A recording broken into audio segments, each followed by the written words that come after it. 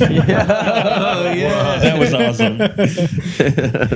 That song's just so fun. Yeah, it's high energy. Like Man, that. I didn't know we were going for the disco motif. I should. We really are. Yeah, 'cause we had like the the '90s disco and the what was Disco metal. disco metal, and now we've got like post punk that like like Talking Heads into LCD sound system kind of vibe. Yeah.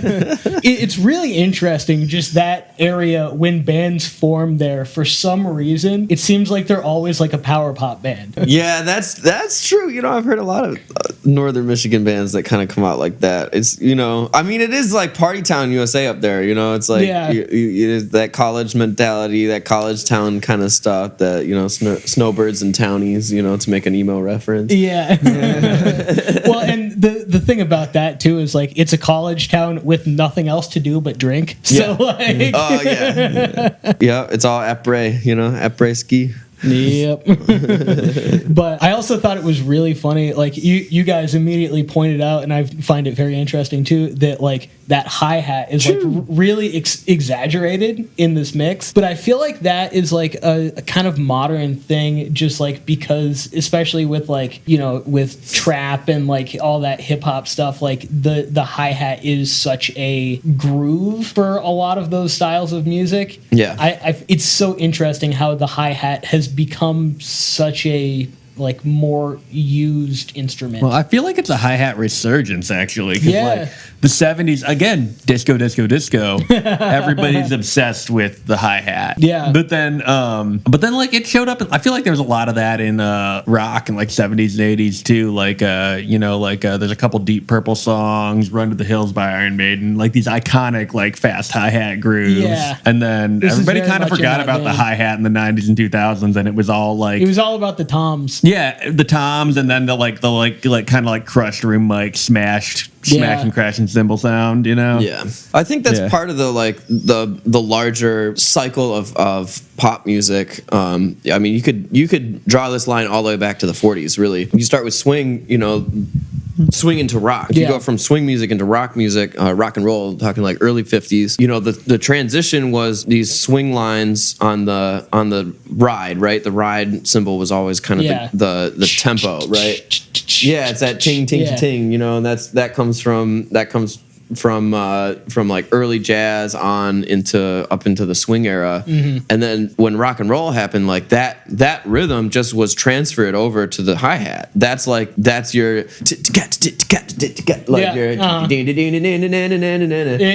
it's got that like 50s that rockabilly kind of thing. But it's the each like iteration of that, like every time rock music changes, it's that hi-hat, it like leads that change. So you go from like 50s to 70s, you go from like that swing line to straight. Yeah. And that's like 60s. Yeah. And then when you get into the 70s, you get into like the disco era, and then it goes from the 8s to the 16th, right? And then you get that disco feel. And then you get that like 80s metal thing that you were talking about, where it's got the run to the hills thing, and open close. Yeah. That, and then when you get into like all the way into trap, which I personally consider to be in the punk vein. Trap music is very punk. It's very punk rock. It's it's got a lot of roots in counterculture and the underworld, and that's like 100% where punk came from. It's got a lot of the same sensibilities. So I think like that like hyper syncopated 16th note trap hi-hat, which has now just pervaded itself into every aspect of popular music. Yeah. I think that follows that same trend going back 70 years into who knew that you could have this in-depth a conversation just about hi-hats. Oh no, yeah. You definitely can. Yeah. Well, the other thing I'm thinking about, like the connection between trap and punk, and then trap and metal and hardcore. It's like it's the same rhythms. You're just moving them between the hi-hat and double kick. Like every like trap but it's like, all just the kick instead.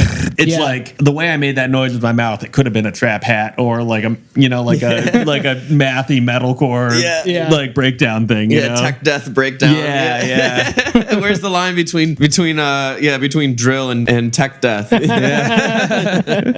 What we're learning is that all music is the same.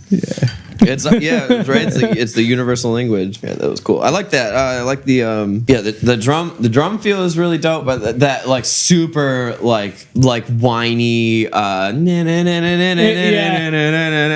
that is like very catchy and I love a song with a good like sassy talking part. Oh, Yeah, that little spoken word break. I love that. Yeah. Did I ever tell you about that time? Talk on and on and on and on and on and on and on. Yeah, super Yeah. catchy. I could see myself like really going hard in a basement with like at a fucking college party with that. Yeah, exactly. There's Fuck yeah. there's a Seaholm song that I almost picked for this that has like kind of similar vibe, only it's an entire verse where he's just talking about how he feels weird at parties because he can't stop talking about wrestling. Shout out to Seaholm. So, what's our next song gonna be? Let's do that. Let's do Planet Shit. This is Every Time I Die. Rest in peace. Every Time I Die. Why did you have to end after your greatest album? Fuck sad. me. So very sad. I've been an Every Time I Die fan since I was like 13 or 14 or something. Probably since Gutter Phenomenon or Hot Damn or one of them. I've seen them a whole bunch of times. I got the absolute shit kicked out of me as a drunken 15-year-old at Warped Tour. They have a special place in my heart, and this song really well encapsulates like how I try to like incorporate my political life into my musical life. All right. So it's called Planet Shit.